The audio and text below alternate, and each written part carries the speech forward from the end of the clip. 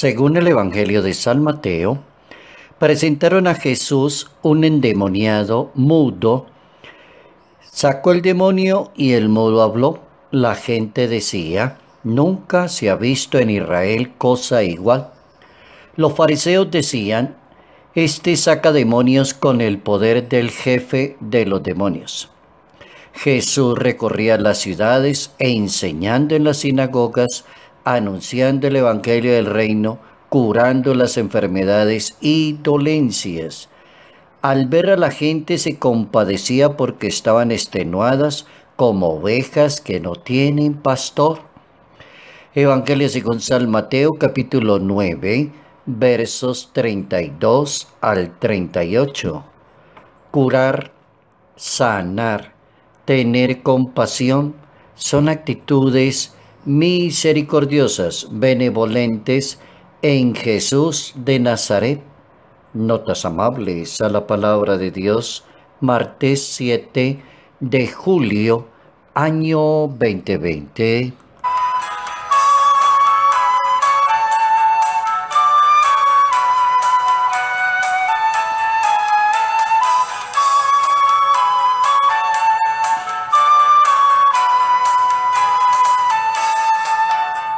La misión de Jesús de Nazaret. La misión del Maestro debe ser realizada por los futuros discípulos, apóstoles y por los futuros creyentes que somos nosotros ahora a lo largo del tiempo. La misión del Maestro. El Maestro estaba muy interesado en curar, sanar y tener compasión. Tres verbos que van combinados perfectamente en la misión de anunciar el reino de su Padre Celestial. Así que no queda única y exclusivamente como en el hecho de sanar, lograr que una persona no tenga una enfermedad, sino que va más de fondo en el campo de la evangelización, de centrar el reino, enseñar, proclamar el reino y curar. Serían los tres movimientos por los cuales está interesado Jesús de Nazaret.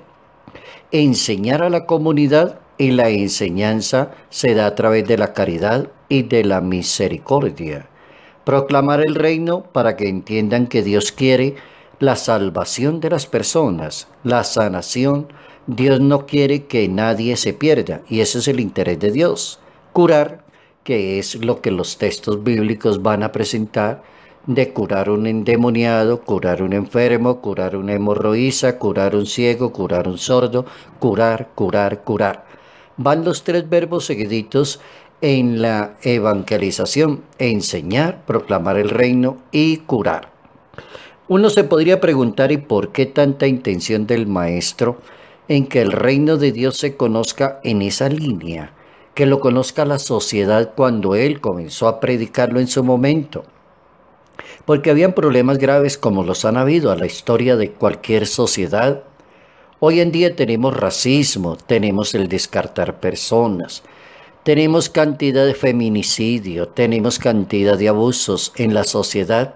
Exactamente, las sociedades han padecido de males históricos y los males se han ido quedando a lo largo de la historia.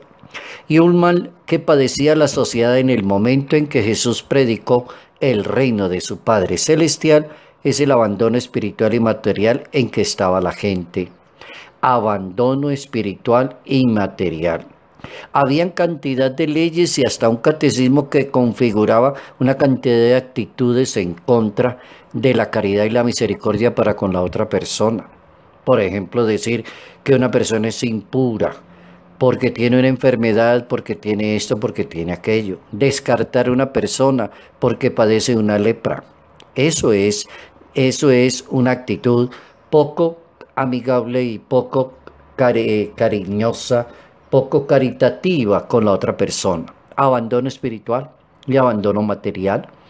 Ese es el texto del Evangelio que hoy las notas amables nos ponen a pensar.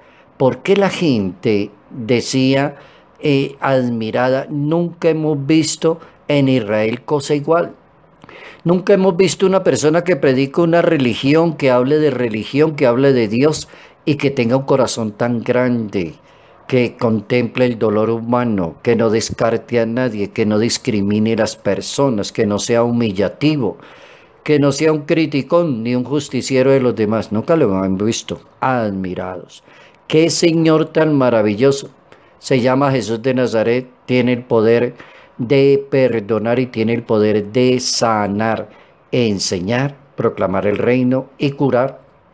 Podría uno hasta atreverse a decir que este texto del capítulo 9 de San Mateo, a través del versículo 32 hasta el 38, es un texto que lo inspira a uno para pensar en un no de esos rotundos, no a la discriminación de las demás personas, no al descarte de las demás personas, no a la exclusión de las personas, no a condenar las personas. Creo yo que sería un no. Pensándolo desde ese punto de vista y contemplando lo que estaba pasando en el momento y cómo la gente se maravillaba de que alguien nos va a dar la mano, por fin nos llegó alguien a hablar de religión y hablar de aquí, pero está poniendo en práctica lo que habla, está haciendo todo lo contrario. En cambio los enemigos, que se llaman los fariseos decían, saca demonios con el poder del príncipe de los demonios. Saca demonios con el poder del príncipe de los demonios. Era la manera de neutralizar la influencia de Jesús de Nazaret ante la comunidad de los judíos, ante la gente. Entonces decir, no le pongan cuidado que este saca demonios con el poder del maligno. Ese no es de los buenos. Él está sacando demonios con el poder del príncipe de los demonios. Dos situaciones que tenían como arrinconadas a un pueblo y a una sociedad. Los males eran apenas como una manifestación del sentido mismo deprimente del ser humano, en que las personas estaban obligadas a vivir de esa manera. Es presentar los casos de curación y sanación en la Santa Biblia y mostrar una sociedad que tenía una cantidad de males y que llegó alguien que sabe curar, sabe sanar, devolviéndole la dignidad a las personas. Ese es un buen secreto bíblico. Sabe curar, sabe sanar, pero devolviéndole la dignidad a cada persona, sacándola de allí, de donde la tenían oprimida, el mismo estrato social la tenía oprimida. Entonces las curaciones de Jesús iban no solo contra las deficiencias corporales de un ser humano, sino también contra el abandono material y espiritual de ese ser humano. El Evangelio de Marcos, en el capítulo 3, en el versículo 22 al 27, hay una defensa muy buena de Jesús, cómo defiende lo que Él está haciendo y lo que está predicando. El que predica, el que es apóstol, el que es sacerdote, el que es catequista, la que es religiosa, el que es religioso debe aprender esa norma. El que predica defiende la sociedad y la debe defender, y se debe defender él mismo también con un argumento muy bueno de principios de dignidad del ser humano. Aquí hay un argumento muy bueno.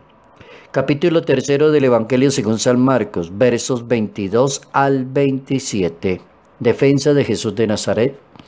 Los maestros de la ley habían venido de Jerusalén y decían, tiene a Belcebú, y también saca demonios con el poder del príncipe de los demonios. Jesús los llamó y les dijo una parábola. ¿Cómo puede ser que Satanás saque a Satanás? Eso no es posible. Si un reino está dividido contra sí, ese reino no puede subsistir. Y si una casa está dividida contra sí, en casa no puede subsistir. Si Satanás se alza contra sí mismo, está dividido y no puede subsistir. Nadie puede entrar en la casa de un hombre fuerte y arrebatarle sus cosas si antes no lo ata. Solo así podrá saquear su casa. ¿Qué intentaban los fariseos y qué intentaban los amigos del mal? Atar, encerrar, provocar a Jesús de Nazaret, limitarlo. Y eso le puede pasar perfectamente a un buen predicador de la palabra de Dios, a un buen misionero, a un sacerdote muy bueno, a una religiosa excelente en su misión. Alguien, y no ha de faltar a la persona que la quiere encerrar, limitar Y ahí está, tiene que tener un buen argumento y una excelente predicación de defender la sociedad, curar, sanar y tener compasión. Bien interesante la propuesta de Jesús de Nazaret para una excelente misión.